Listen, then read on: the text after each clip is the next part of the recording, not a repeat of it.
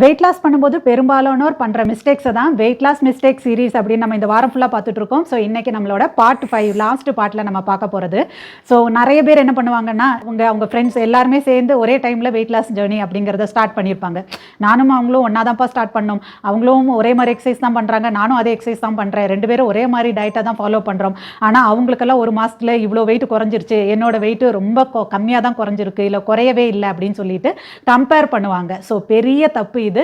Stop comparing your progress with others. ஏன்னா நம்ம ஒவ்வொருத்தரோட பாடியும் ஒவ்வொன்றுமே தனித்தனியாக உள்ளதுங்க.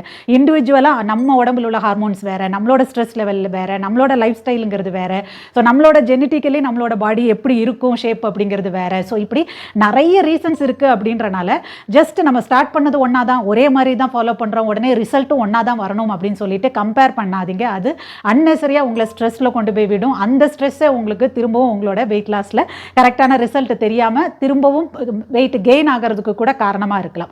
ஸோ உங்களோட ப்ராக்ரஸ் முதல்ல நீங்கள் எவ்வளோ இல்லை ஆரம்பிச்சிங்க, இப்போ நீங்கள் எவ்வளோ இருக்கீங்க, உங்களோட ப்ராக்ரஸை உங்களோட முதல்ல இருக்கிற மாதத்துலேருந்து கம்பேர் பண்ணுங்கள். ஸ்டெப் பை ஸ்டெப்பாக கொண்டு போங்க, கன்சிஸ்டண்ட்டாக கொண்டு போங்க.